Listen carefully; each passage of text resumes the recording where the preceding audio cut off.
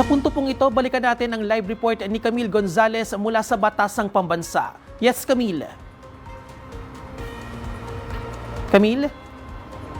Bien, sa pagdinig nga ng House Committee on Housing and Urban Development ngayong araw, isa sa mga sentro ng talakayan ang House Bill number 1642 na naglalayong bigyan ng exemption ang mga nasa underprivileged sector sa pagbabayad ng supersedeas bond sa mga ejectment case na may kaugnayan sa land occupancy. Nakapaloob sa House Bill number 1642 o Libreng Laban para sa Tahanan Act, ang layuning bigyan ng mas patas na pagkakataon ng mga underprivileged at homeless sa pagharap sa mga kaso ng eviction o demolition. Sa ilalim ng panukala, pahihintulutan ang mga kwalipikadong individual na mag-apela sa korte ng hindi na kinakailangang magbayad ng supersedeas bond, isang appeal bond na nagsisilbing garantiya habang patuloy ang paggulong ng apela sa korte. Posible lang ito sa pamamagitan ng pagpapakita ng barangay-issued Certificate of Indigency. Suportado naman ng Department of Human Settlements and Urban Development ang layunin ng panukala na proteksyonan ng mga nasa vulnerable communities, ngunit binigyang diin ang pangangailangang masusing pag-aralan ng posibleng epekto nito. Government infrastructure projects that require land clearance that maybe just in case be stalled to prolong appeals, affecting timelines, budgets, public service delivery, as well as the exemption removes a significant deterrent against the use of appeals as a delaying tactic to prolong unauthorized occupation of property. Ayon sa ahensya, maaaring magdulot ito ng pagkaantala sa mga infrastructure project na nangangailangan ng land clearance. Samantala, inirekomenda naman ng Presidential Commission for the Urban Poor na reviewin ang definisyon ng underprivileged at homeless sa panukala.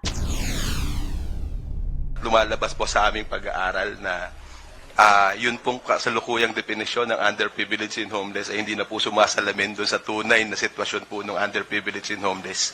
For example lang po, Madam Chair, if you will allow, sa isang pamilya po na may 5 miyembro ng pamilya, kung sila po ay meron pong isang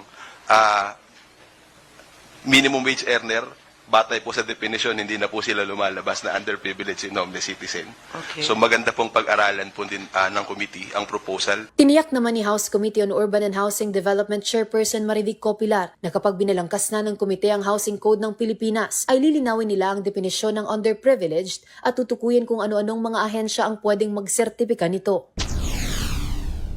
Pag binalangkas namin yung National Housing Code of the Philippines, sa definition of terms, lilinawin namin maigi ano ba ang yung underprivileged, tsaka yung pag sinasabi natin o saang ahensya pwedeng mag-certify na ito ay underprivileged, homeless, or sabihin na natin indigent.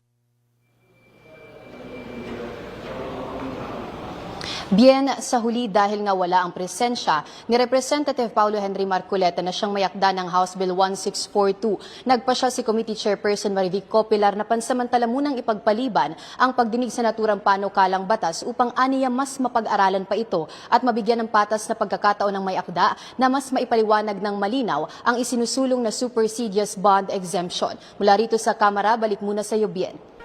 Maraming salamat, Camille Gonzalez, nagbabalita ng live mula sa Batasang Pambansa.